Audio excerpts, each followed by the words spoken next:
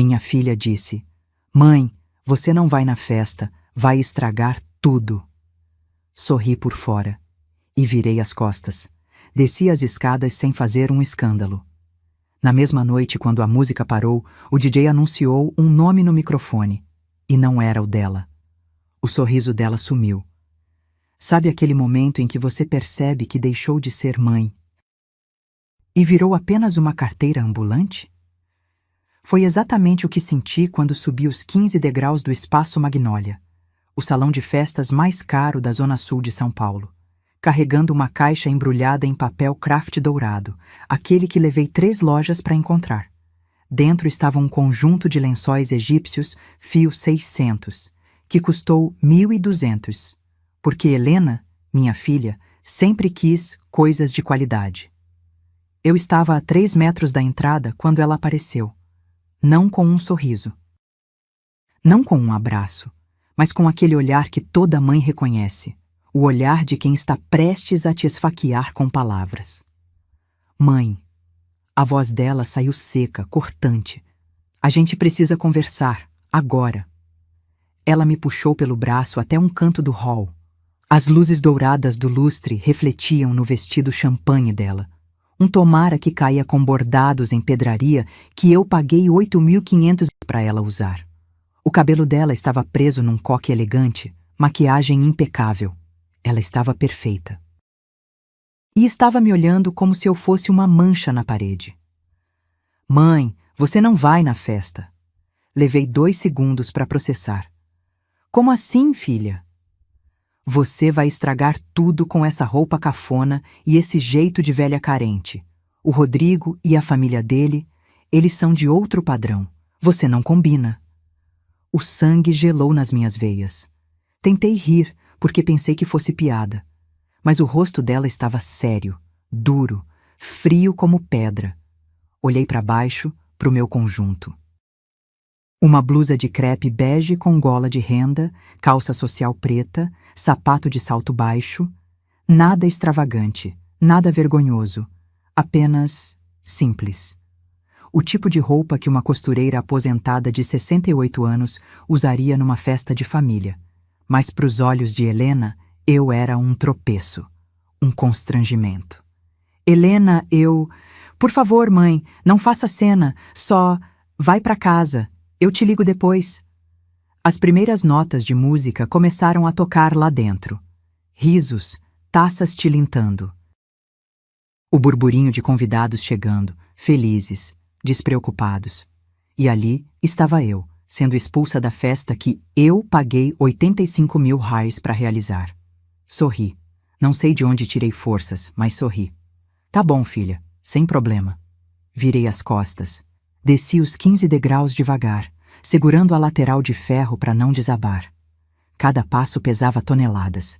Sentia os olhares do pessoal da organização, dos seguranças, dos garçons carregando bandejas. Será que eles sabiam?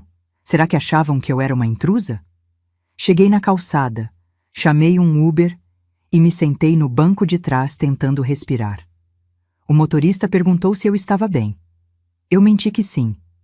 Mas a verdade é que naquele momento, enquanto o carro se afastava e as luzes do salão ficavam cada vez mais distantes, algo dentro de mim quebrou. E também nasceu. Porque veja bem, meu nome é Madalena Ferreira da Silva. Tenho 68 anos, sou viúva há 12, mãe de Helena e avó de Lívia, de 8 anos. Passei 40 anos costurando para sustentar minha família. Acordava às 5 da manhã, dormia depois da meia-noite.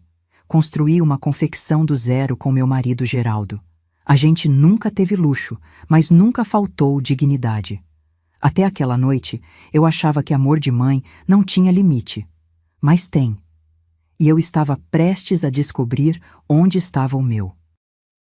Se você já sentiu na pele o gosto amargo da ingratidão, se inscreva no canal, porque essa história está apenas começando. E o que aconteceu depois dessa noite? Ninguém esperava. Quando cheguei em casa naquela noite, não liguei as luzes. Sentei no sofá da sala, no escuro, com aquela caixa de presente ainda nas mãos. o papel dourado amassado, o laço torto, um presente que nunca seria entregue. E foi ali, naquele silêncio pesado, que comecei a me perguntar: onde foi que eu errei? Deixa eu te contar quem eu sou de verdade. Não a mulher cafona que Helena enxerga, mas a Madalena que construiu cada tijolo da vida dela com as próprias mãos, literalmente. Nasci em Itapetininga, interior de São Paulo, numa casa de 3 cômodos onde moravam 7 pessoas. Meu pai era metalúrgico, minha mãe lavava roupa para fora. Aprendi a costurar aos 11 anos porque precisava ajudar. Enquanto as meninas da minha idade brincavam de boneca, eu estava debruçada na máquina Singer da minha avó, consertando rasgos, ajustando bainhas, transformando retalhos em algo útil. Aos 19, conheci Geraldo. Ele era vendedor de tecidos, passava de loja em loja com aquelas malas pesadas cheias de amostras. Tinha um sorriso largo, mãos calejadas e uma forma de olhar para mim que me fazia sentir vista. Não bonita, não especial, apenas vista. Casamos 6 meses depois, numa cerimônia simples na Igreja do Rosário. Eu fiz meu próprio vestido. Cetim branco com mangas 3/4, decote quadrado. Nada extravagante, mas era meu. E quando Geraldo me viu entrando, os olhos dele brilharam como se eu fosse a noiva mais linda do mundo. Moramos num apartamento de 40 metros quadrados no Ipiranga. 2 cômodos, banheiro minúsculo, cozinha que mal cabia um fogão. Mas era nosso.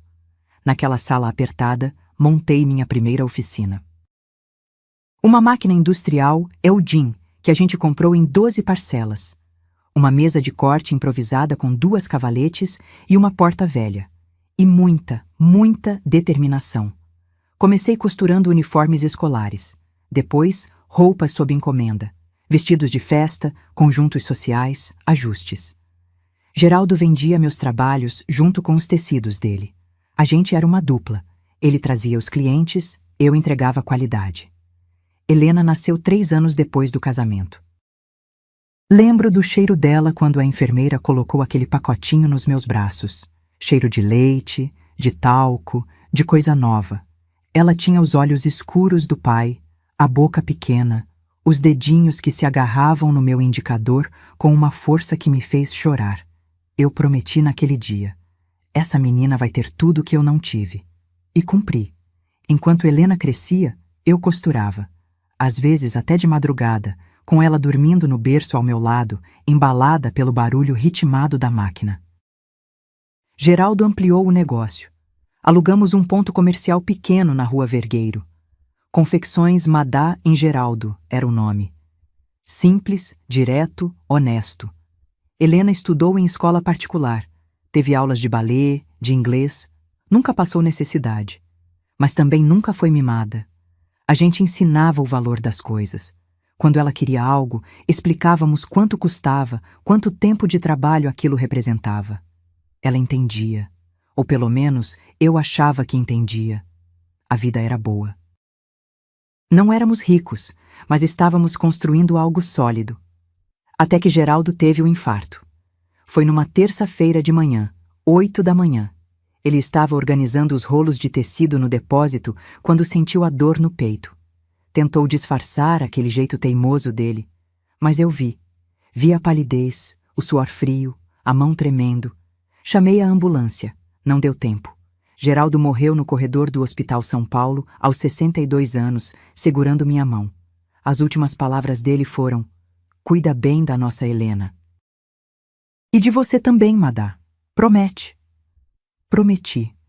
Depois do velório, depois do enterro, depois das contas que precisaram ser pagas e das decisões que precisaram ser tomadas sozinha, vendi a confecção. Foi dilacerante. 40 anos de trabalho transformados num cheque de 280 mil reais. Usei parte para quitar o financiamento do apartamento, investi outra parte em CDB, guardei o resto para viver. Helena tinha 22 anos, estava terminando a faculdade de pedagogia. Pensei que ela fosse me apoiar, me ajudar a atravessar aquele luto, mas ela estava ocupada demais vivendo a própria vida. Casou com o primeiro namorado sério, o Fábio, um rapaz bonito, carismático, que trabalhava com eventos. Eu avisei que era cedo, que ela mal o conhecia. Mas Helena estava apaixonada. E eu, ainda anestesiada pela dor da perda, deixei. O casamento durou 2 anos. Fábio saiu de casa quando Lívia tinha 6 meses. Simplesmente fez as malas e foi embora, deixando um bilhete dizendo que não estava pronto para ser pai. Helena entrou em colapso. E quem segurou? Eu. Lívia praticamente morou comigo dos 6 meses aos 5 anos. Eu que acordava de madrugada quando ela chorava. Eu que levava no pediatra, que fazia papinha, que cantava para dormir. Helena ia e vinha, se encontrando, se redescobrindo, enquanto eu criava a filha dela. Não me arrependo. Lívia é minha luz. Mas Helena nunca agradeceu de verdade. Para ela era obrigação. Mãe faz isso mesmo, ela dizia. Aí, há 3 anos, ela conheceu Rodrigo. Empresário, família tradicional, sobrenome pomposo. De repente, Helena começou a mudar. O cabelo foi alisado, as roupas ficaram mais caras. O vocabulário mudou. Ela começou a usar palavras como networking, lifestyle, branding pessoal. E começou a se envergonhar de mim. A primeira vez que senti foi numa reunião de pais da escola de Lívia. Helena me ligou no dia anterior. Mãe, não precisa ir não, eu resolvo. Insisti, disse que queria participar. Ela suspirou, irritada. Tá bom, mas não fala muito, tá? A mãe do Rodrigo vai estar lá. Fui. Fiquei quieta no meu canto, mas percebi os olhares de Helena, checando minha roupa, meu cabelo, minha postura, como se eu fosse uma bomba prestes a explodir e envergonhá-la. Depois vieram outras situações. Ela esquecia de me convidar para jantares. Não me apresentava para os amigos novos. Quando o Rodrigo vinha buscar Lívia, Helena inventava desculpas para eu não estar em casa. Eu engolia. Achava que era fase, que ia passar, mas não passou. E quando ela veio me pedir dinheiro para a festa de noivado, com aqueles olhos marejados, aquela voz chorosa, eu deveria ter desconfiado. Mas mãe não desconfia. Mãe acredita. E às vezes, a crença cega é o erro mais caro que a gente comete.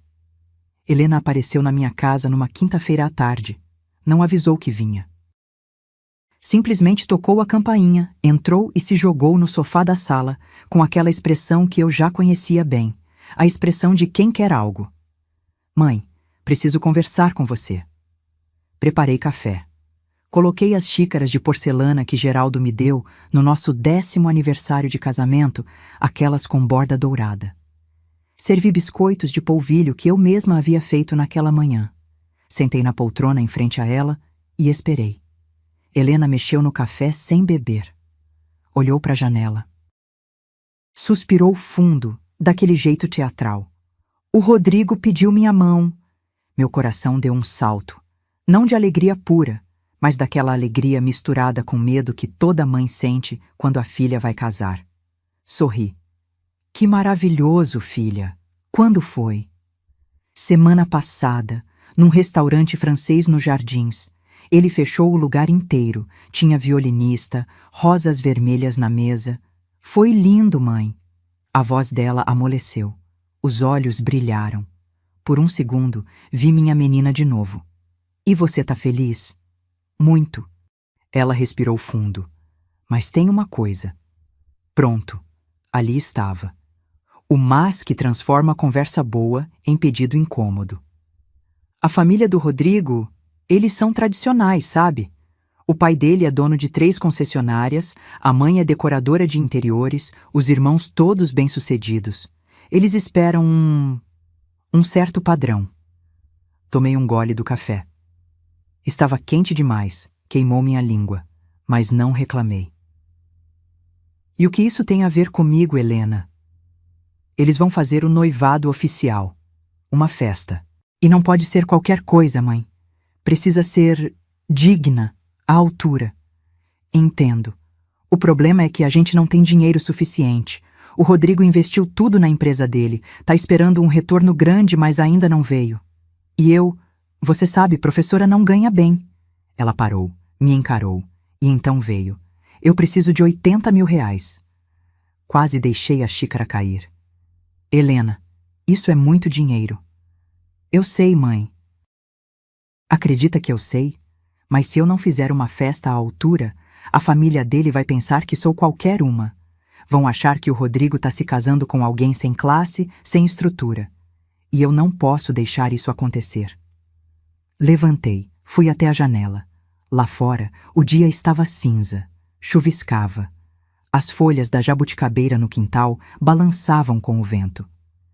Filha, esse dinheiro é tudo que eu tenho guardado. São anos de trabalho, é minha segurança. E eu não sou sua segurança? Eu não sou sua filha? A voz dela subiu de tom. Mãe, eu nunca pedi nada. Nunca. Eu trabalhei, me virei sozinha, criei a Lívia praticamente sem ajuda. Sem ajuda? Virei para ela, incrédula. Helena, quem cuidou da sua filha por 5 anos enquanto você se encontrava? Ela desviou o olhar, mordeu o lábio. Não é sobre isso. É sobre você confiar em mim, acreditar no meu futuro. Se você me ama de verdade, se quer ver sua neta feliz num lar estruturado, num ambiente estável, você me ajuda. Ali estava, a arma mais suja, a Lívia sendo usada como moeda de troca. Respirei fundo. As mãos tremiam. Eu sabia que era errado. Cada fibra do meu corpo gritava que aquilo não ia acabar bem. Mas olhei para os olhos da minha filha, aqueles mesmos olhos que me olharam pela primeira vez há 34 anos, e cedi. Tá bom. O rosto dela se iluminou. Sério? Mãe, você é incrível. Eu vou devolver, prometo. Assim que as coisas melhorarem, assim que o Rodrigo receber o retorno do investimento, quero por escrito. Ela piscou surpresa. Como? Um documento, dizendo que é empréstimo, que você vai devolver, com data, assinatura, testemunha. Mãe, que desconfiança é essa? Eu sou sua filha. E justamente por isso preciso me proteger. Ou acha que confio mais em estranhos do que em você? Ela bufou, irritada, mas concordou. Transferi o dinheiro na segunda-feira seguinte.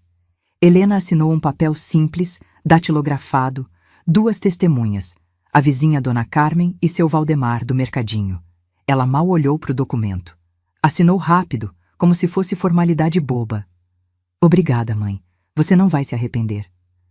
Mas eu já estava me arrependendo. Nas semanas seguintes, Helena me excluiu de tudo. Liguei para perguntar sobre o buffet. Mãe, já resolvi. Mandei mensagem perguntando sobre o vestido. Já comprei. Tentei opinar sobre a decoração. Mãe, você não entende dessas coisas. Cada porta que eu tentava abrir, ela fechava na minha cara. Até que, numa tarde, fui até a casa dela levar um bolo de fubá, o preferido da Lívia. Quando cheguei, encontrei Beatriz, a sogra de Helena, na sala, rodeada de catálogos, amostras de tecido, fotos de arranjos florais. Madalena, que bom te ver! Beatriz me abraçou com aquele jeito formal, educado. Que pena que você não virá à festa, né? Helena comentou que você tem um compromisso inadiável. O chão sumiu debaixo dos meus pés. Compromisso? Sim, uma viagem marcada há tempos, algo assim. Mas não se preocupe, a gente tira muitas fotos para você ver depois. Sorri, não sei como. Mas sorri, agradeci, deixei o bolo na cozinha e saí. No elevador, as lágrimas vieram. Incontroláveis, silenciosas. Helena não tinha só me excluído das decisões. Ela tinha me excluído da festa. Da minha festa. E o pior, nem teve coragem de me contar pessoalmente. Foi ali, naquele elevador descendo 17 andares, que entendi. Eu não era mais mãe. Era apenas a patrocinadora. E quando o dinheiro acabasse, o que sobraria? Não voltei para casa naquele dia. Caminhei. Caminhei sem rumo pelas ruas do bairro, passando por lojas que nem via, por pessoas que nem notava. A tarde esfriou, o céu ganhou aquele tom alaranjado de fim de tarde paulistana, e eu continuava andando. As pernas doíam, a cabeça latejava. Mas a dor física era nada comparada ao buraco que se abria no meu peito. Quando finalmente parei, estava em frente a uma padaria. Entrei, pedi um café pingado, sentei numa mesa de canto. O lugar cheirava a pão francês quentinho e manteiga derretida. Sons normais. Gente normal vivendo vidas normais. E eu ali, tentando entender como tinha sido tão idiota. Peguei o celular com as mãos trêmulas.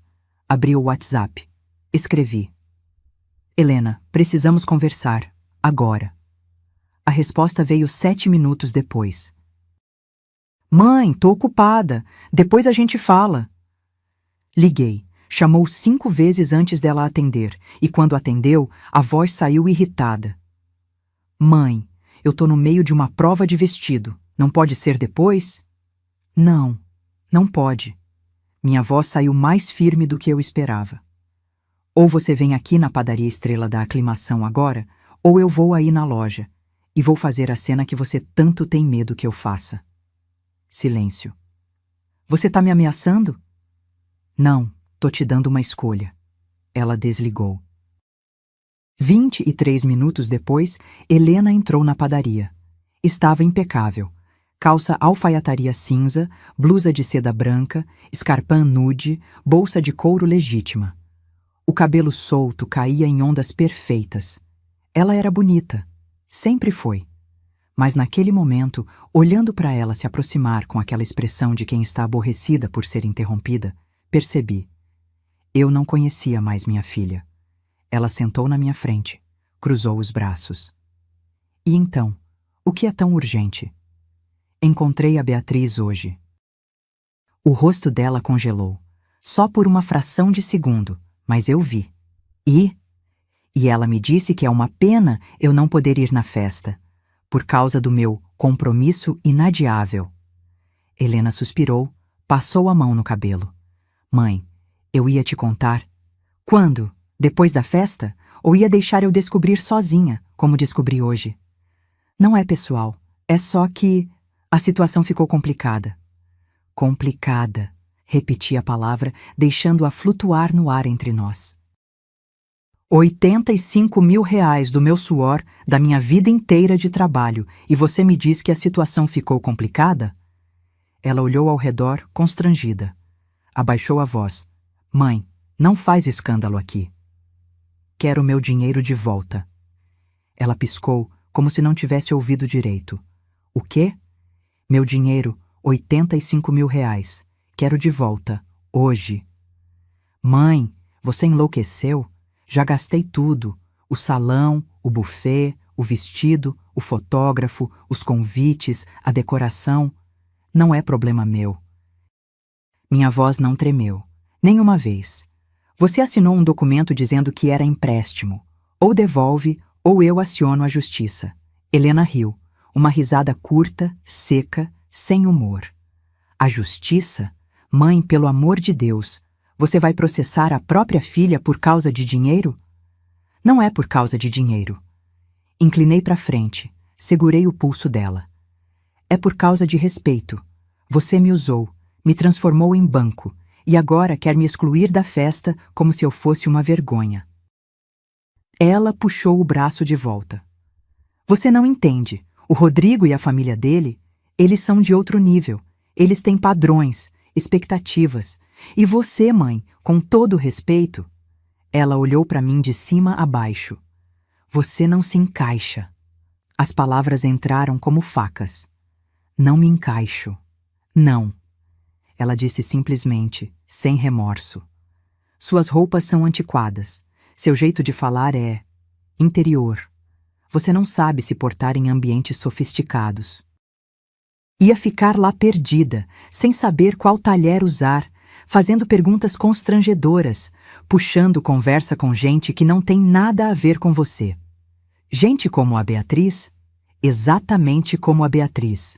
Ela é decoradora, viajada, culta, conversa sobre arte, sobre vinhos, sobre arquitetura.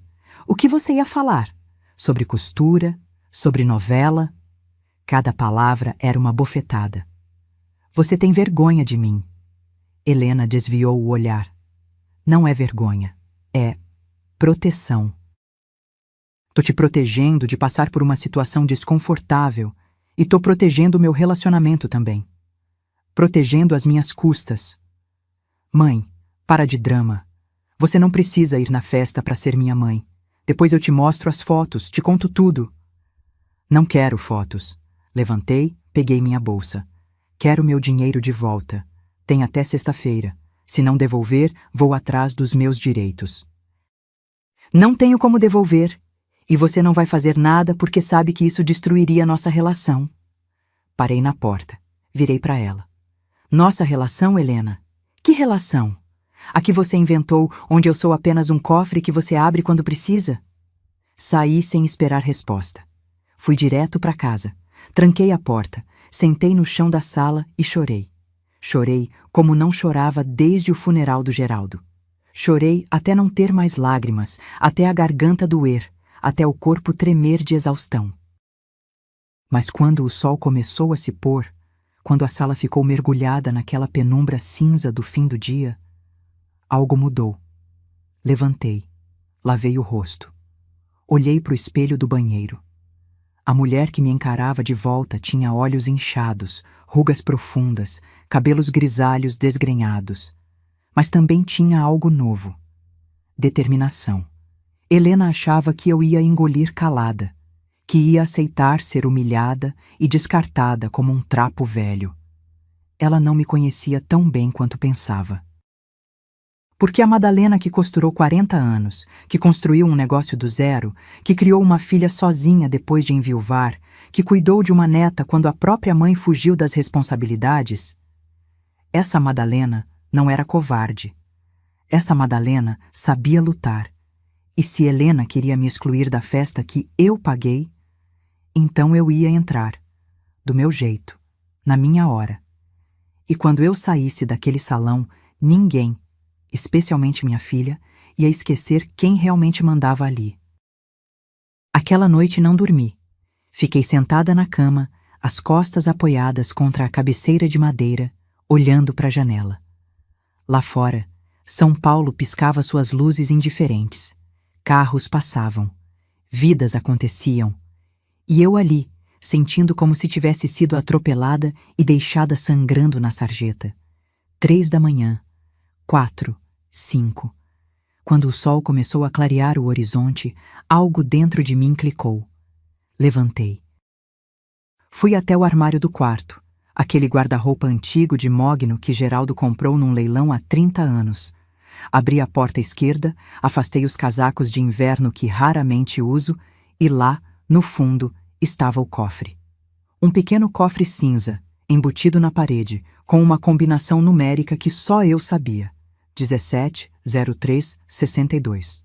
A data do nosso casamento. Geraldo sempre foi cuidadoso com documentos. Dizia que papel guardado é segurança garantida. Depois que ele morreu, revisei tudo rapidamente. Certidão de óbito, escrituras, documentos do negócio. Mas nunca tive coragem de mexer no fundo. Eram coisas dele, pessoais, intocáveis. Mas agora, com os dedos tremendo, girei a combinação. Clique. Abri. O cheiro de papel velho me atingiu primeiro. Dentro havia pastas organizadas com aquela meticulosidade típica do Geraldo. Etiquetas escritas à mão. Confecção, contratos, imóveis, investimentos, pessoal. Peguei a pasta de imóveis. Folheei devagar. E foi ali que vi. Uma escritura registrada em cartório, datada de 2 meses antes da morte de Geraldo. Era referente à propriedade onde funcionava nossa confecção. Um galpão comercial na Zona Leste que acabou sendo vendido junto com o negócio. Mas tinha uma cláusula que eu não tinha percebido antes, escrita em linguagem jurídica complicada. Li 3 vezes até entender.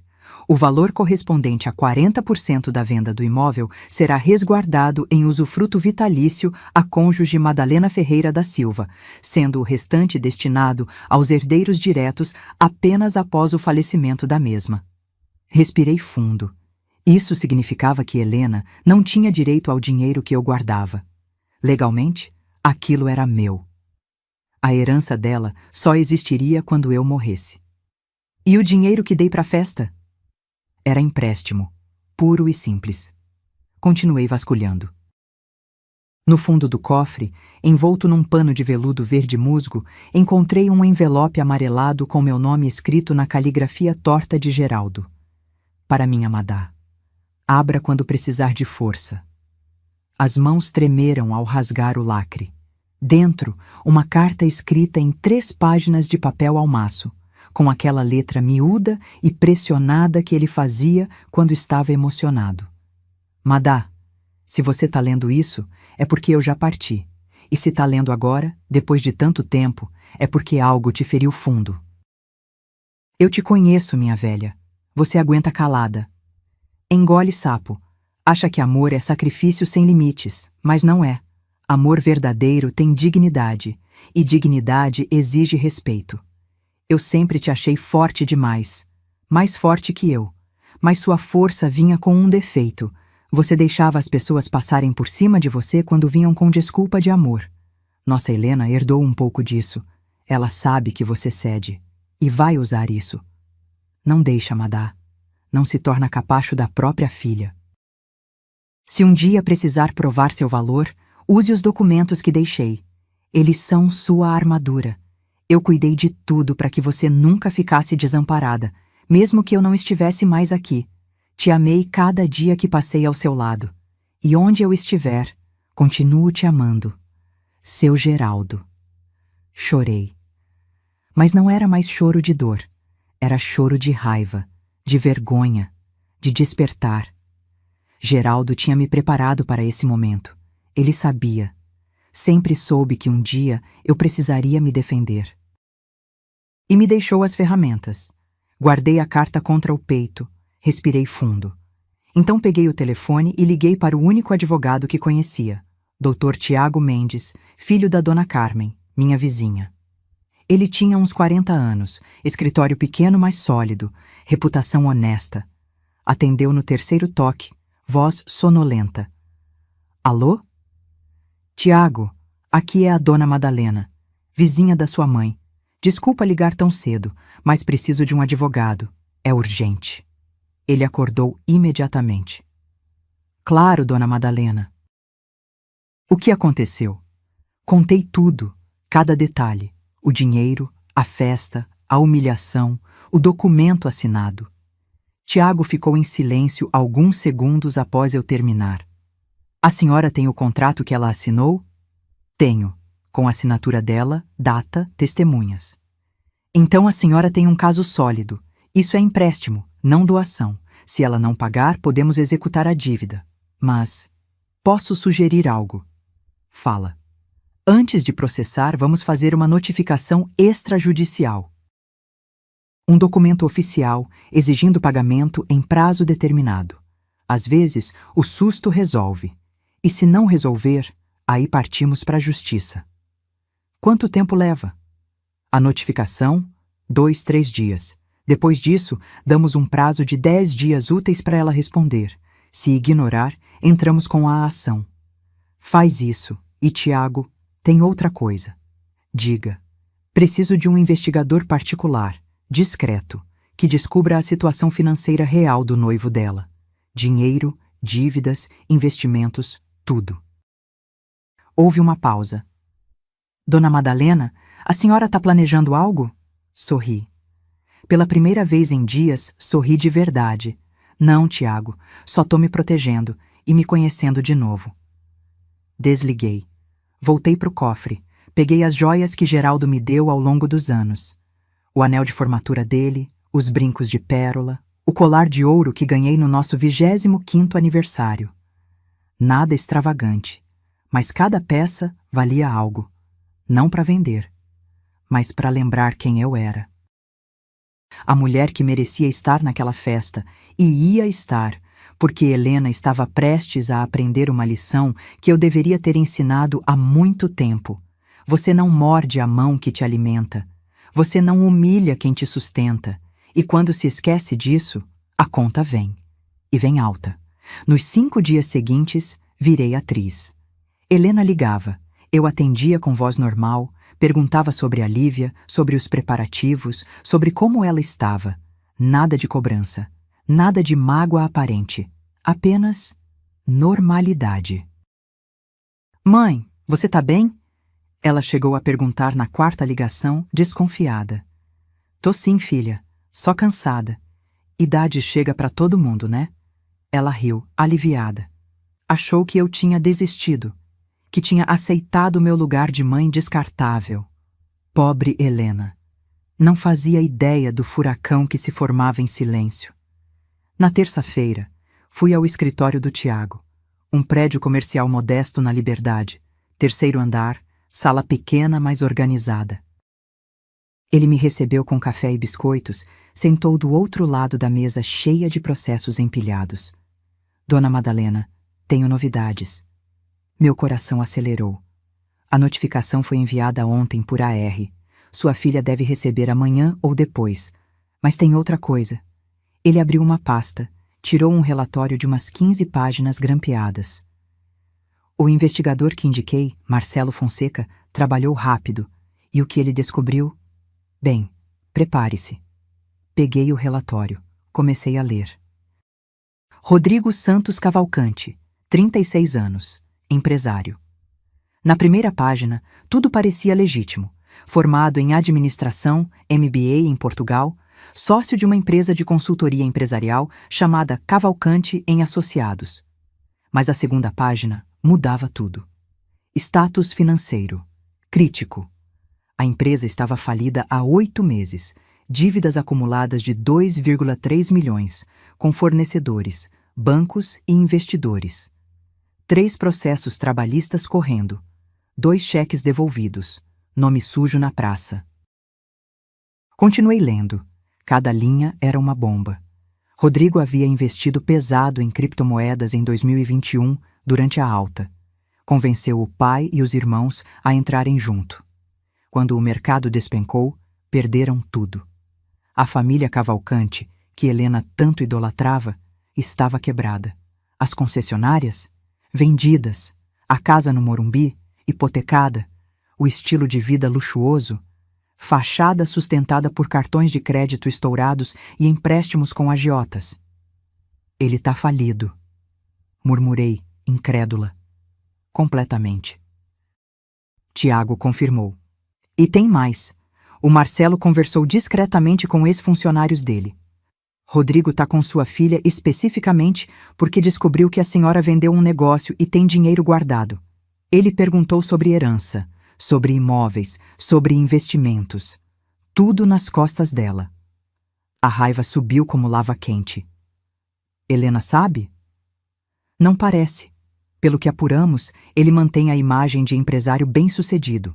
Sai em restaurantes caros, mas sempre tem reunião de negócios, que justifica não pagar a conta. Dirige um carro importado, alugado, mora num apartamento, emprestado por um amigo. Ele tá usando minha filha para chegar no meu dinheiro. Exatamente. Fechei os olhos. Respirei fundo.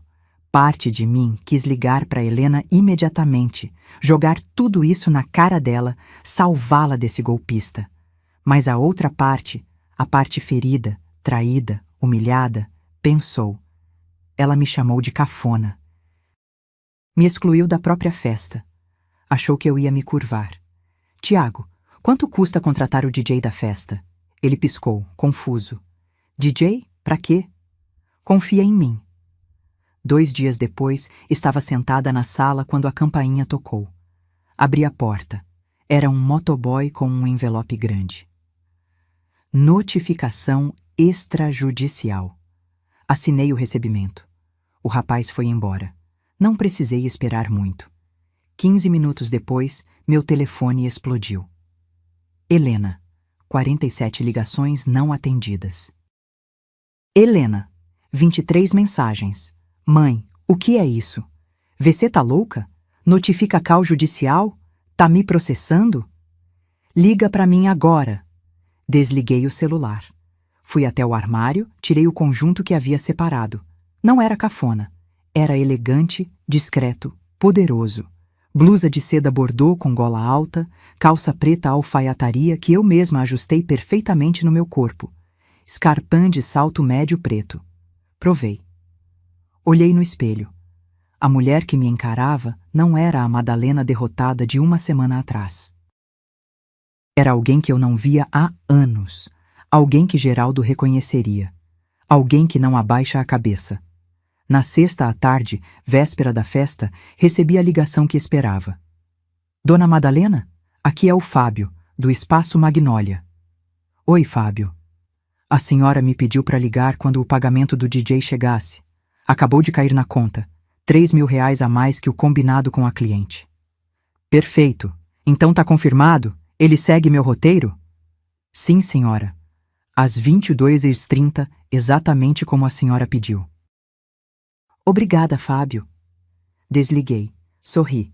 Helena tinha contratado DJ, buffet, decoração, fotógrafo, tudo com o meu dinheiro. Mas o que ela não sabia é que dinheiro compra lealdade. E quando você paga mais, a lealdade muda de lado.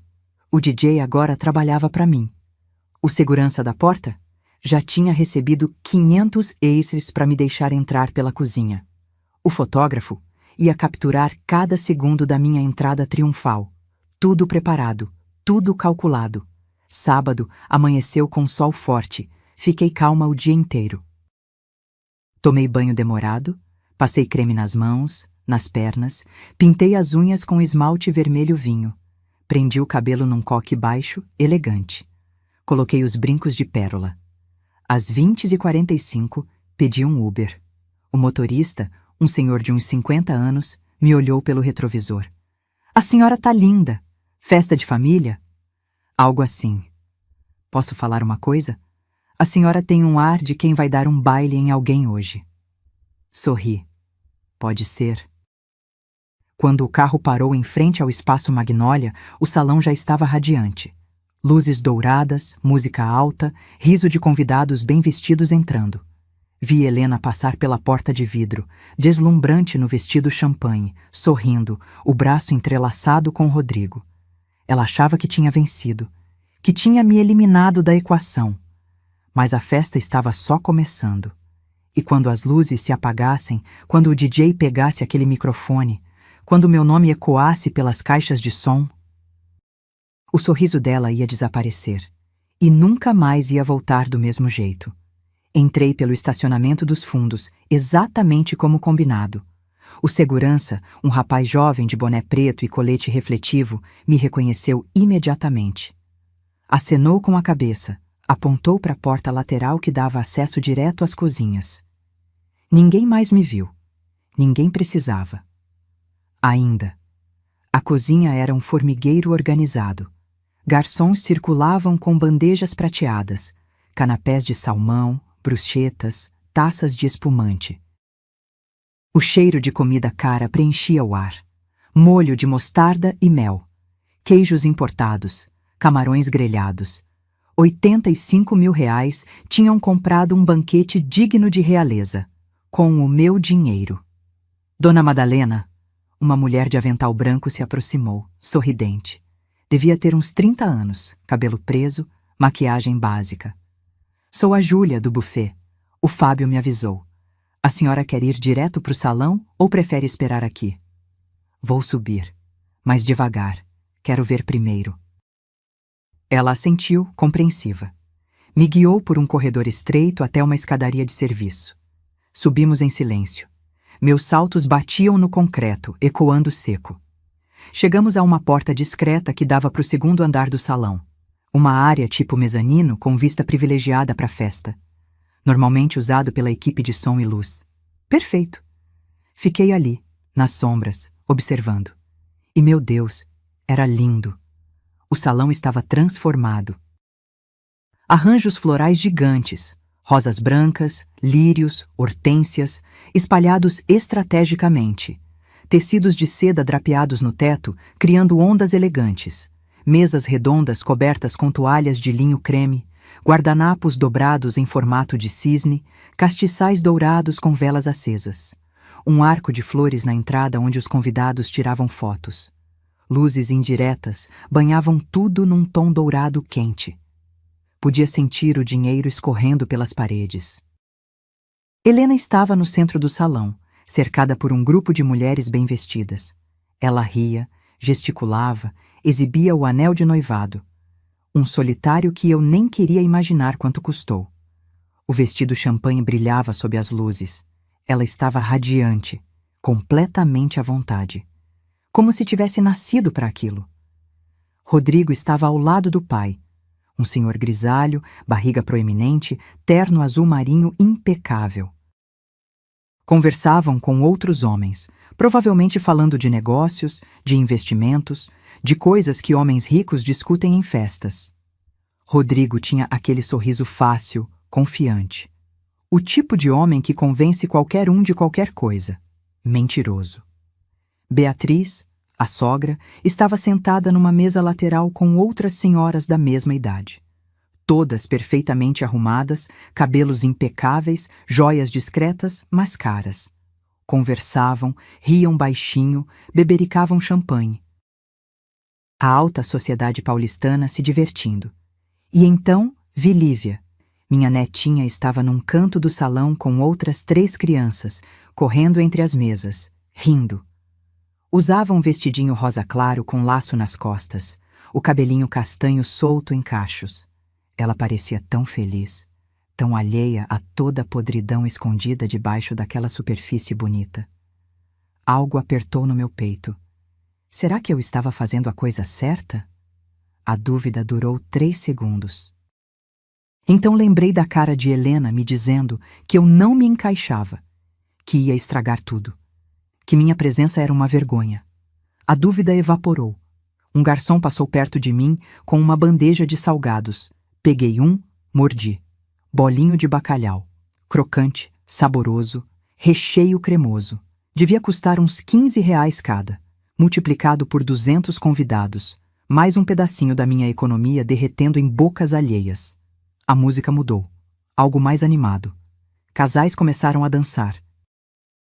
Helena e Rodrigo abriram a pista, ela grudada nele, sorrindo, os olhos fechados como se estivesse no paraíso.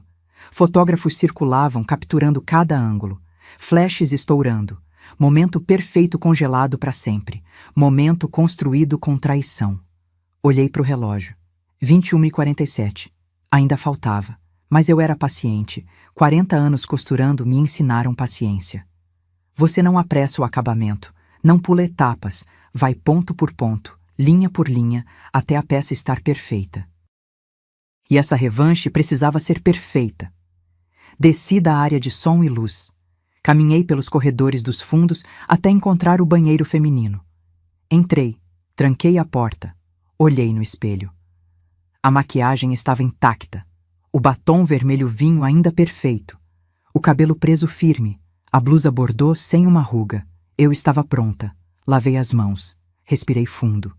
3 vezes. Dentro, fora, dentro, fora. Geraldo, se você tá me vendo de algum lugar, espero que esteja orgulhoso. Saí do banheiro. O corredor estava vazio. Conseguia ouvir a música, as risadas, o zum-zum da festa acontecendo. Encostei na parede gelada, fechei os olhos por um momento, e então a voz de Júlia no meu ouvido. Dona Madalena? O DJ acabou de confirmar, daqui a 40 minutos, às 22h30 em ponto. A senhora quer que eu avise quando faltar 5 minutos? Quero. Ela apertou meu ombro, um gesto pequeno, solidário, e se afastou. Fiquei ali, na penumbra do corredor, ouvindo minha própria respiração. O coração batendo compassado. As mãos não tremiam. Não tinha medo. Não tinha dúvida.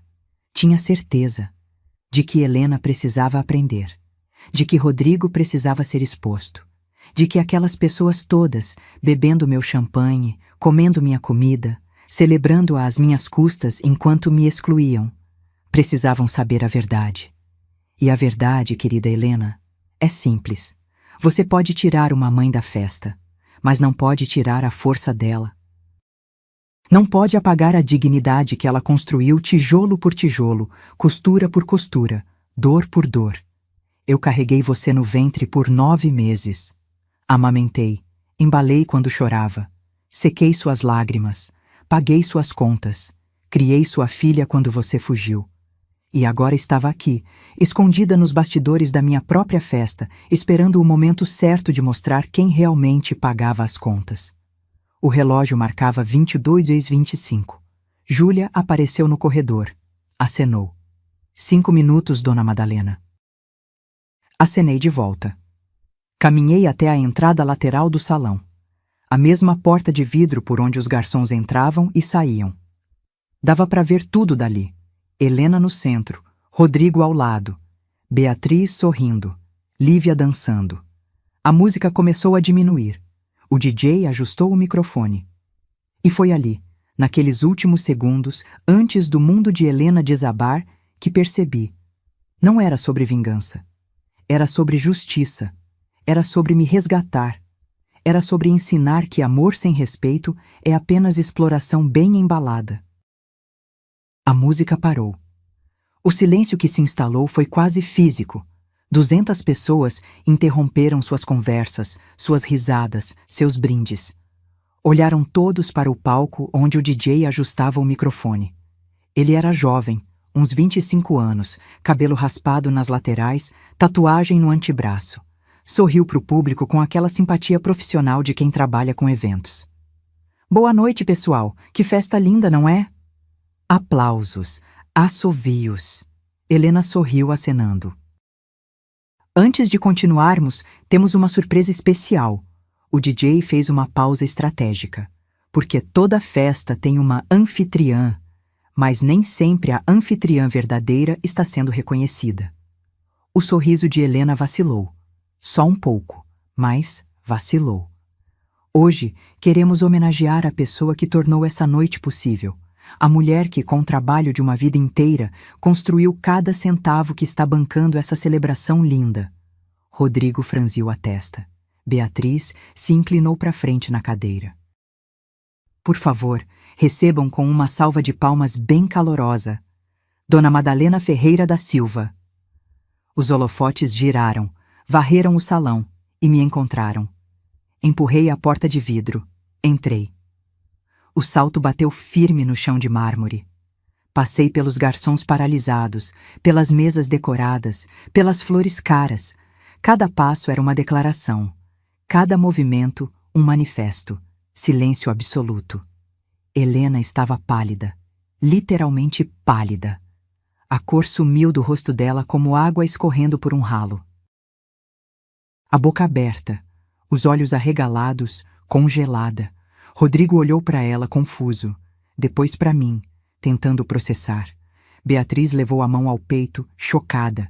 Lívia gritou, "Vovó!" e correu na minha direção. Abracei minha neta rapidamente, beijei o topo da cabecinha dela, sussurrei, "Vai brincar lá com as crianças, meu amor. Já volto." Ela obedeceu, mas olhou para trás, confusa. Continuei caminhando até o centro do salão. O DJ desceu do palco, estendeu o microfone. Peguei. Nossos olhos se encontraram. Ele deu um meio sorriso. "Você consegue." Olhei ao redor, 200 rostos me encarando. Alguns curiosos, outros constrangidos, outros claramente perdidos, sem entender o que estava acontecendo. E Helena, minha filha, no centro, tremendo. Levantei o microfone. Minha voz saiu firme, clara. "Boa noite a todos. Sei que não fui convidada para esta festa." Murmúrios, olhares trocados. "Meu nome é Madalena. Sou mãe da Helena." Apontei para ela. "E vim porque achei justo estar aqui, já que fui eu quem pagou cada centavo dela." O murmúrio aumentou. Helena tentou falar. "Mãe, não." Levantei a mão. Ela calou. R$85 mil. Deixei o número flutuar no ar. Dinheiro que juntei costurando durante 40 anos, acordando às 5 da manhã, trabalhando até meia-noite, construindo uma vida digna com meu falecido marido. Algumas mulheres mais velhas assentiram, reconhecendo a luta. Minha filha me pediu esse dinheiro. Disse que precisava de uma festa à altura da família do noivo. Olhei diretamente para Rodrigo. Que a família dele tinha padrões. Expectativas. Rodrigo engoliu seco. E eu, como mãe boba que sou, dei. Porque acreditei que era para a felicidade dela. Minha voz rachinou um pouco. Não era teatro, era real. Mas depois de entregar o dinheiro, fui excluída de todas as decisões. Da escolha do buffet, do vestido, da decoração, de tudo. Helena estava chorando agora. Lágrimas borradas de rímel escorrendo. E sabe o pior? Uma semana atrás, descobri que nunca fui convidada, que minha própria filha planejava me excluir da festa, porque eu não me encaixava, porque minhas roupas são cafonas, porque meu jeito é de velha carente. Gaspes audíveis, senhoras tapando a boca, homens balançando a cabeça, desaprovando. Beatriz estava vermelha, não sabia se de raiva ou vergonha. Então vim aqui hoje não para fazer escândalo. Respirei fundo. Mas para resgatar minha dignidade e para que todos vocês saibam quem realmente fez essa festa acontecer. Olhei para Helena nos olhos. Filha, você assinou um contrato de empréstimo, testemunhado, registrado, tem até o fim do ano para me devolver os R$ 85 mil. Ou vamos resolver isso judicialmente. Ela soluçou. Mãe, eu não tenho... Não é problema meu. Minha voz não tremeu. Você me usou, me humilhou, e agora vai aprender que mãe não é banco. Não é escada que você pisa e joga fora. Virei para o público. E já que estamos sendo honestos, olhei diretamente para Rodrigo. Acho justo que todos saibam uma coisinha sobre o noivo também. O sangue dele sumiu do rosto. Helena olhou para ele, alarmada. Abri a bolsa. Tirei o envelope que Tiago tinha me dado. 3 folhas impressas. Rodrigo Santos Cavalcante, empresário falido. 2,3 milhões de reais em dívidas. Empresa fechada há 8 meses. Nome sujo na praça. Caos. O pai dele se levantou da cadeira, apontando. Isso é mentira, calúnia! É verdade, continuei, implacável. E mais, ele está com minha filha porque descobriu que eu tenho dinheiro. Perguntou sobre herança, sobre imóveis, sobre quanto eu deixaria quando morresse. Helena virou para o Rodrigo, os olhos arregalados de choque. Rodrigo, diz que não é verdade. Ele abriu a boca, fechou, tentou falar. Não conseguiu. Beatriz desmaiou, literalmente desmaiou. Caiu da cadeira. 3 pessoas correram para socorrer. E ali, no meio do caos que eu tinha criado, no centro do salão que eu paguei, cercada por gente rica que me desprezava 5 minutos atrás, me senti livre, porque a verdade dói. Mas mentira mata, e eu tinha acabado de ressuscitar. Beatriz foi levada para uma sala lateral. 3 mulheres abanando com guardanapos, alguém gritando por água, outra pessoa ligando para o SAMU. O tumulto tomou conta de metade do salão, mas eu não me movi. Permaneci ali, no centro, segurando o microfone, olhando para Rodrigo. Ele estava suando, grossas gotas descendo pela testa, manchando a gola da camisa social branca. As mãos tremiam. Tentou sorrir. Aquele sorriso sedutor de sempre, mas saiu torto, falso. Olha, isso tudo é um mal-entendido. Eu posso explicar. Explica então. Estendi o microfone na direção dele. Vai, explica para todo mundo aqui como sua empresa faliu. Como você perdeu o dinheiro da sua família inteira em Bitcoin. Como está morando num apartamento emprestado. Ele não pegou o microfone. Helena se aproximou dele, a voz saindo estrangulada. Rodrigo, pelo amor de Deus, fala que não é verdade. Fala que minha mãe tá inventando isso tudo porque tá com raiva. Inventando? Balancei os papéis. Aqui tem nome de empresa, CNPJ, processos trabalhistas, números de processos judiciais. Tudo público. Qualquer um pode consultar. Quer que eu leia em voz alta? O pai dele, ainda de pé, vermelho de raiva, avançou na minha direção. A senhora não tem o direito de vir aqui difamar meu filho. Isso é crime. Crime é enganar uma mulher para roubar a herança da mãe dela.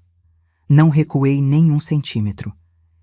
E se o senhor acha que tô difamando, me processa. Vai ser um prazer apresentar as provas em juízo. Ele travou. Olhou para o filho. A raiva foi substituída por algo pior. Decepção. Helena puxou Rodrigo pelo braço, quase gritando agora. Fala! Fala que não é verdade! Silêncio. Rodrigo olhou para ela, depois para o pai, depois para mim. E então, naquele momento que pareceu durar uma eternidade, os ombros dele caíram. É verdade. A voz saiu baixa, derrotada. A empresa faliu, eu perdi tudo e eu sabia que sua mãe tinha dinheiro guardado. Pensei que quando a gente se casasse... Helena soltou o braço dele como se tivesse tocado fogo. Você tá falando sério? A voz dela subiu 3 oitavas. Você estava comigo por dinheiro? Não, não é assim. Eu te amo, Helena, eu juro. Você me usou. Ela o empurrou. Ele cambaleou. Tudo isso foi mentira. As jantares, os presentes, as promessas. Helena, espera. Eu posso consertar, a gente pode... Ela arrancou o anel de noivado do dedo. Jogou na cara dele. O anel ricocheteou no peito de Rodrigo. Caiu no chão de mármore com um tlink pequeno, quase cômico. Rolou até parar perto do meu pé. Olhei para baixo. Era lindo. Solitário grande, cravejado. Devia ter custado uns 40 mil. Dinheiro que Rodrigo não tinha. Dinheiro que ele provavelmente ia pagar com o meu empréstimo depois do casamento. O pai de Rodrigo pegou o filho pelo braço. Vamos embora. Agora. Pai, Agora, Rodrigo. Eles atravessaram o salão em silêncio sepulcral. 200 pessoas observando. Ninguém falou. Ninguém se moveu. Só o som dos passos deles ecoando no mármore até desaparecerem pela porta principal. Helena estava parada onde Rodrigo a deixou, tremendo. As mãos cobrindo o rosto, soluços sacudindo os ombros. Parte de mim quis ir até ela, abraçar, consolar, dizer que ia ficar tudo bem. Mas a outra parte, a parte que tinha sido chamada de cafona, de velha carente, de inadequada, ficou firme onde estava. Helena! Ela tirou as mãos do rosto, me encarou, os olhos vermelhos, inchados, destruídos. Você me destruiu, mãe, na frente de todo mundo. Me humilhou. Não. Minha voz saiu calma, firme. Eu me resgatei. Tem diferença. Você podia ter me avisado, podia ter me contado em particular, mas não. Você tinha que fazer um show, tinha que me expor. Como você me expôs? Dei 2 passos na direção dela. Quando me disse que eu não me encaixava? Quando me proibiu de vir na festa que eu paguei? Quando inventou desculpa para Beatriz dizendo que eu tinha compromisso? Ela ficou em silêncio. Você me tratou como lixo, Helena. Como um estorvo que precisava ser escondido. E achou que eu ia aceitar quieta. Eu só queria uma vida melhor. Um homem que me desse segurança, que a Lívia tivesse uma família de verdade. E achou que segurança vinha de mentira, de status falso, de humilhar quem te criou? Ela desabou. Literalmente desabou. Os joelhos cederam. Sentou no chão, ali mesmo, no meio do salão, com o vestido de 85 mil espalhado ao redor dela como uma poça de vergonha. E chorou. Chorou como criança. Como quando era pequena e caía no parquinho e vinha correndo para os meus braços. Mas dessa vez, eu não me movi. Lívia apareceu correndo, assustada. Mamãe, vovó, o que está acontecendo? Abaixei até a altura dela, segurei os ombrinhos delicados. Adultos às vezes brigam, meu amor, mas vai ficar tudo bem. Vai brincar um pouquinho, tá? Daqui a pouco a vovó te busca. Ela assentiu, mas olhou para a mãe dela no chão, preocupada. Uma das convidadas, uma mulher elegante de uns 40 anos, se levantou e gentilmente levou Lívia para a área das crianças. Olhei ao redor. Metade dos convidados já tinha ido embora. Os que ficaram estavam em grupinhos, cochichando, olhando para nós. Alguns com pena. Outros com satisfação mórbida de quem acabou de assistir ao melhor drama da temporada. O DJ estava parado no canto, sem saber se devia voltar a tocar música. O buffet continuava intocado, comida cara esfriando nas bandejas. As flores continuavam lindas, as velas continuavam acesas, mas a festa tinha acabado fazia tempo. Me aproximei de Helena, estendi a mão. Ela olhou para cima, surpresa. Levanta, com dignidade. Mãe, eu... Levanta, Helena. Ela pegou minha mão. Puxei. Ela subiu, cambaleante, o vestido amarrotado. Olhei nos olhos dela. Aqueles mesmos olhos que me olharam pela primeira vez 34 anos atrás. E sussurrei, só para ela ouvir. Você me deve R$85 mil. E me deve um pedido de desculpas de verdade. Não hoje. Hoje você não está em condição. Mas um dia, quando acordar e perceber o que fez, você vai vir até mim. E aí a gente conversa. Soltei a mão dela. Entreguei o microfone de volta pro DJ. Peguei minha bolsa.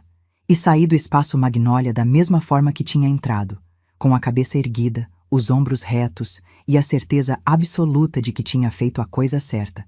Porque justiça não é vingança. Justiça é olhar no espelho e reconhecer quem você vê. E naquela noite, pela primeira vez em anos, eu me reconheci. Cheguei em casa às 2 da manhã. Tirei os sapatos na porta. Soltei o cabelo. Sentei no sofá da sala sem acender as luzes, deixando apenas o clarão da lua entrando pela janela.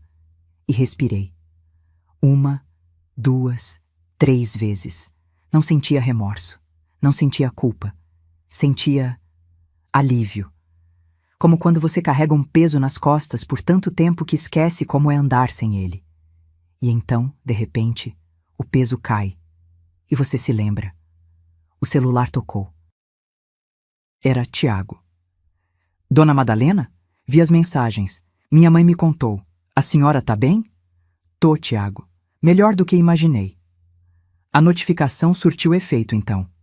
Mais do que isso. Sorri no escuro. A verdade surtiu efeito. Nos dias seguintes, fiquei em silêncio. Helena tentou ligar 17 vezes. Mandou 42 mensagens.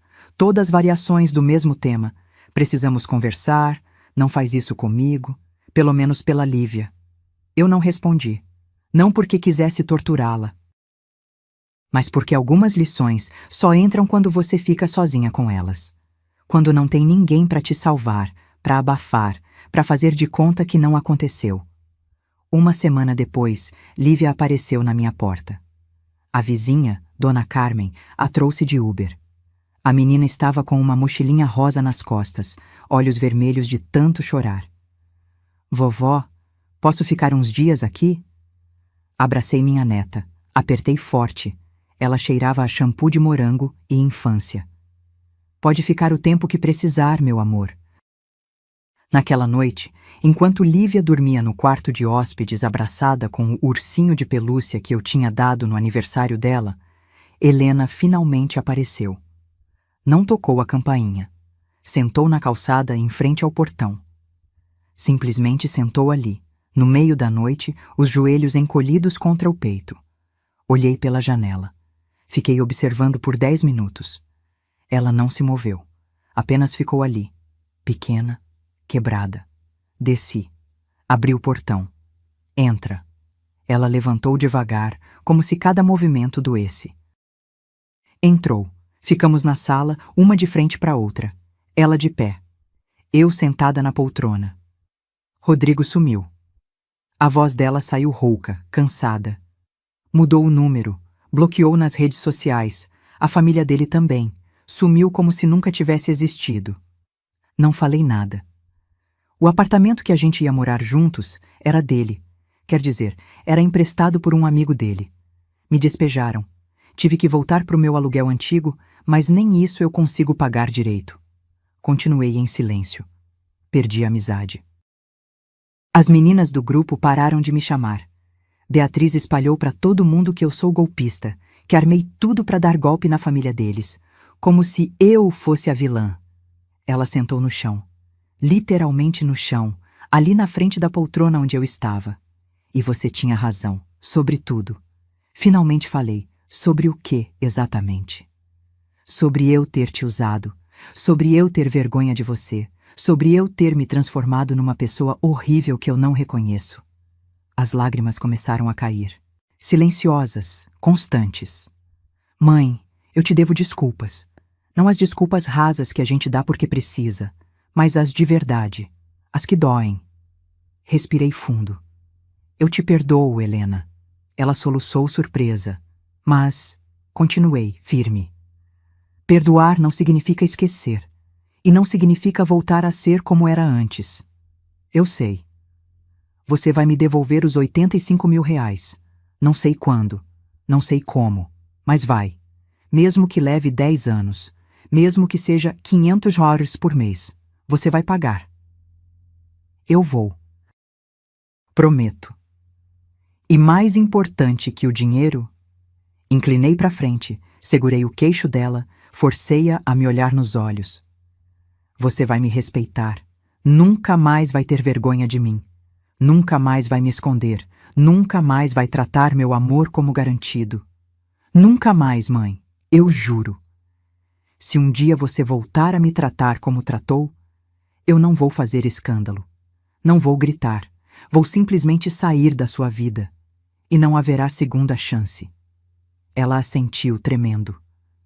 Pode ficar aqui uns dias. Até se reorganizar. Mas vai dividir as contas. Vai fazer sua parte na casa. Não é hotel, é lar. E lar se constrói junto. Tá bom. Aquela noite foi a primeira de muitas conversas. Conversas de verdade. Onde Helena me contou sobre a pressão que sentia, sobre o medo de não ser boa o suficiente, sobre como se perdeu tentando ser alguém que não era. E eu contei sobre a dor de não ser vista, de ser apenas útil, de sentir que meu valor estava atrelado ao que eu podia dar, nunca ao que eu era. 3 meses se passaram. Helena voltou a dar aulas, pegou turnos extras. Aos sábados, fazia bolos por encomenda para complementar a renda. Cada mês, depositava 2.000 reais na minha conta. Pouco, mas constante. Não era sobre o dinheiro, era sobre o esforço, sobre ela provar, para si mesma, mais que para mim, que tinha mudado, e mudou. Quando saíamos juntas, ela me apresentava com orgulho. Essa é minha mãe, Madalena, costureira aposentada, guerreira, mulher mais forte que eu conheço. Quando Lívia tinha a apresentação na escola, Helena fazia questão que eu sentasse na primeira fila, ao lado dela. Quando fazia bolo para vender, vinha me pedir conselhos sobre ponto de massa, temperatura do forno. Devagar, reconstruímos. Não o que tínhamos antes, aquilo estava quebrado, irreparável. Mas algo novo, mais honesto, mais real. 8 meses depois daquela noite no Espaço Magnólia, estávamos sentadas na varanda de casa. Helena, eu e Lívia. Tomando limonada caseira, comendo pão de queijo ainda quente. Lívia estava desenhando no chão. Helena olhava o pôr do sol. Mãe? Obrigada. Olhei para ela confusa. Por não ter desistido de mim. Por ter me dado o choque que eu precisava. Por ter me ensinado que amor verdadeiro não é deixar a pessoa fazer o que quer, é mostrar quando ela está errada. Segurei a mão dela. Filha, eu nunca vou desistir de você, mas também nunca mais vou me anular por você. Ela apertou minha mão de volta. E eu nunca mais vou deixar você precisar fazer isso. O sol desceu atrás dos prédios. Lívia cantarolava baixinho, e ali, naquele momento simples, sem festa cara, sem aparência para manter, sem máscaras, eu estava em paz. Porque no final, dignidade não é sobre quanto dinheiro você tem, ou que roupa usa, ou se você se encaixa nos padrões de alguém. Dignidade é olhar no espelho e respeitar quem você vê. É exigir que os outros também respeitem. E é ter coragem de se afastar de quem não respeita, mesmo quando essa pessoa é sua própria filha.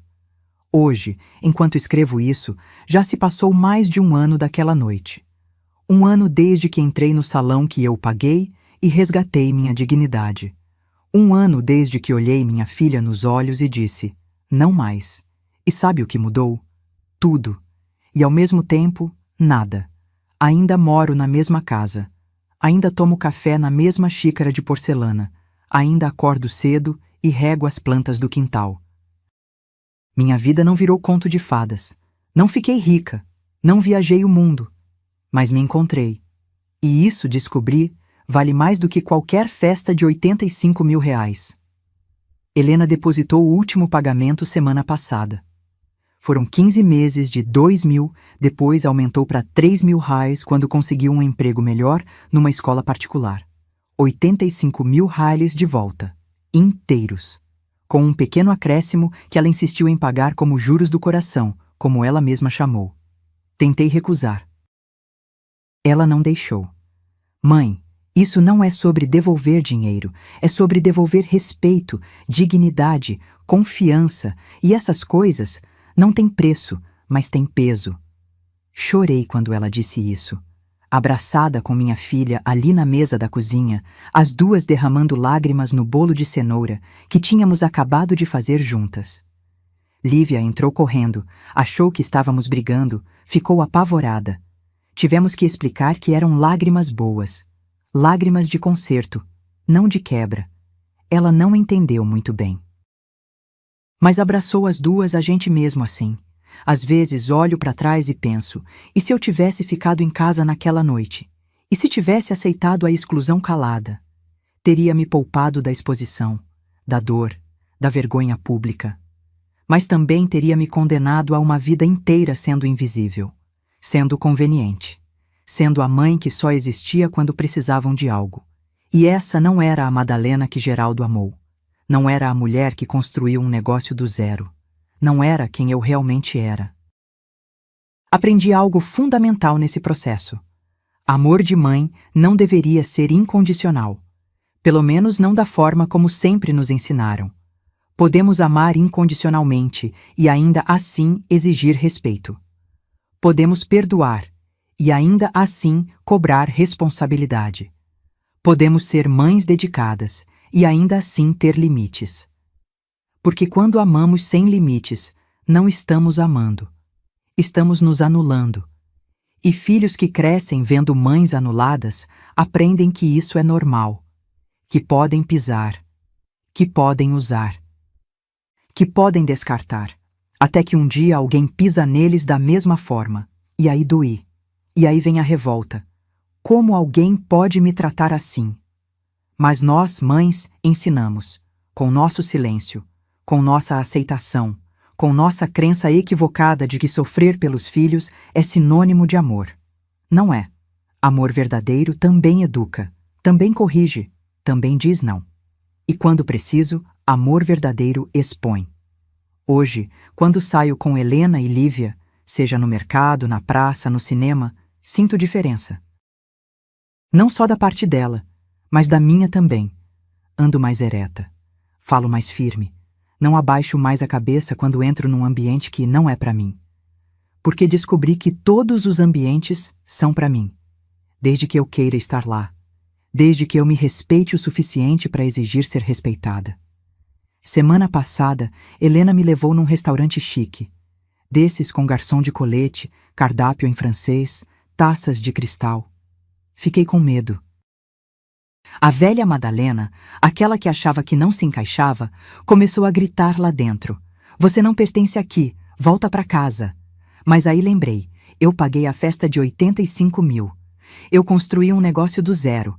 Eu criei uma filha sozinha. Eu resgatei minha neta. Eu enfrentei 200 pessoas e disse minha verdade. Quem disse que eu não pertenço a lugar nenhum? Entrei, sentei, pedi o prato mais caro do menu. Um filé ao molho madeira que custava $180, só porque podia. Só porque merecia. E sabe o que aconteceu? Nada. O mundo não acabou. Ninguém me expulsou. Ninguém riu. Eu apenas vivi. Como qualquer pessoa que paga seu próprio jantar tem direito de viver. Se você chegou até aqui, até o final dessa história toda, é porque alguma coisa ressoou em você. Talvez você seja mãe e esteja se reconhecendo. Talvez seja filha e esteja percebendo erros que cometeu. Talvez seja só alguém que entende o gosto da invisibilidade. Quero que você saiba, Você merece ser vista. Merece ser respeitada. Merece ocupar espaço sem pedir desculpas. Não importa sua idade, sua roupa, seu sotaque, sua história. Você é suficiente. E se alguém, qualquer pessoa, até mesmo seus filhos, fizer você sentir o contrário, talvez seja a hora de fazer o que eu fiz. Não precisa ser num palco, não precisa ser numa festa, pode ser numa conversa, num limite estabelecido, num não firme e definitivo. Mas faça, porque dignidade não é luxo, é necessidade básica. E ninguém, tem o direito de te tirar isso. Meu nome é Madalena Ferreira da Silva. Tenho 69 anos agora. Sou costureira aposentada, viúva, mãe, avó. E pela primeira vez na vida, posso dizer, sou eu, por inteiro, sem desculpas.